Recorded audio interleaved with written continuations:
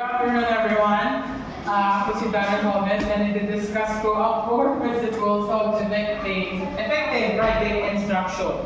So, diba, writing is not just a skill, it is essential for communication, learning, and self-expression, diba? Agree ba kayo doon? Yes! Okay, let's dive in. Oy, diba? So A, the essence of writing, according to Graham et al., 2000, is an effective and versatile means of communication.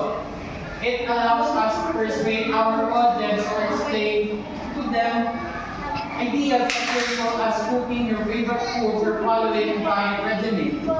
It also refers a venue for self-expression, whether in a creative or critical form of writing. So, diba, ito, example na, ito, pwedeng gawing example yung gagawa ka ng recipe, a cookbook. Diba, pag-iisipan mo yan. Critical thinking, the essence of writing. While constructing a sentence, you use your critical, and then, ayun, creative, magiging creative ka. So, while reading, example, reading a story, a book, pag minasa mo, napag-aralan mo yung moral of the story, yun, na-persuade ka. So, the essence of writing. B, the need for effective writing instruction. Ronaldin, hindi mabasa. The need for effective writing instruction. Having pointed out the essence of writing, Graham et al.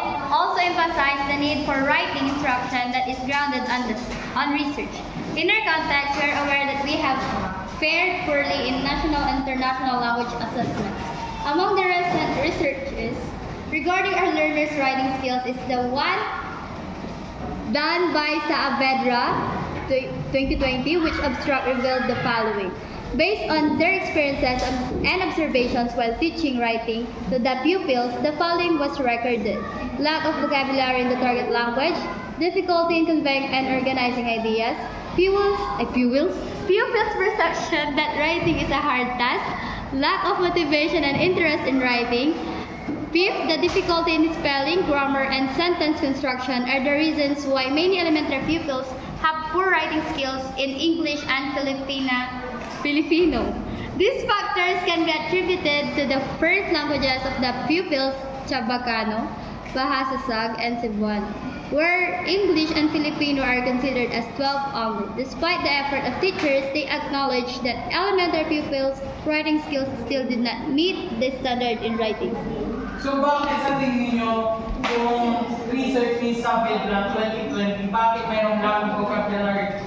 And then, bakit may ganun? Lack of vocabulary, difficulty in organizing ideas, perception of writing as lack of motivation, issues with spelling. Bakit yun? Bakit may ganun? Sa tingin nyo?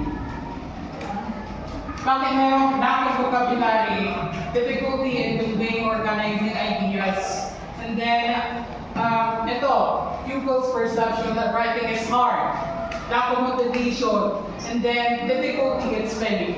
Bakit, yung research ni Saavedra, bakit meron ganyan sa tingin niyo?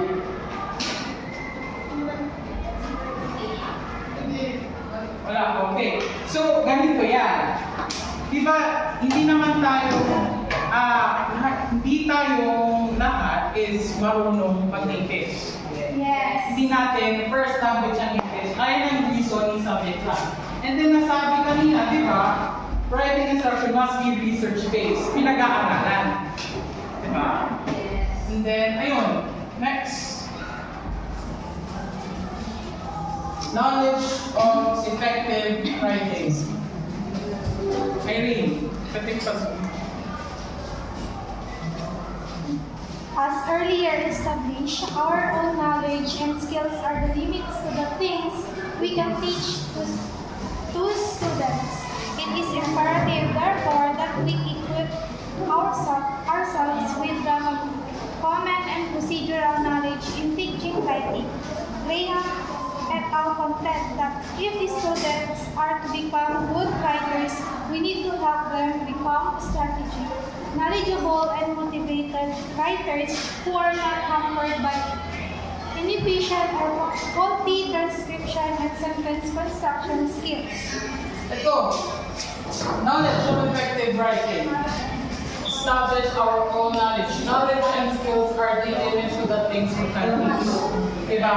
Paano mo matuturing wala sa'yo? Then, teachers must master both content and teaching methods. Dapat maging diverse. Kung hindi mag-isang estudyante, dapat maghanap ng strategies para ma-explain ng mabuting mapag-aralan. And then, pwede rin magbigay ng activity, group activity yung teacher, like brainstorming.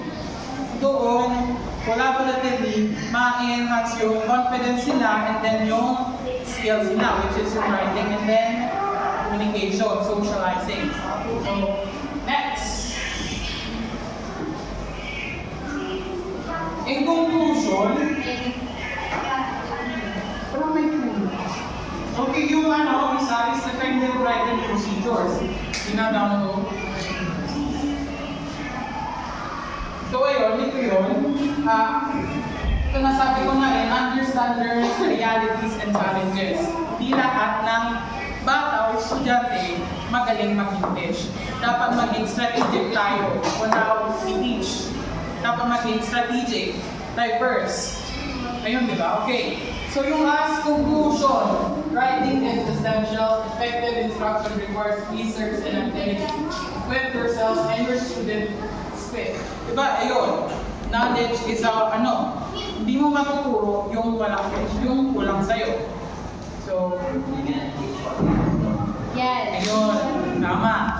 Tama ka. Thank you for your cooperation.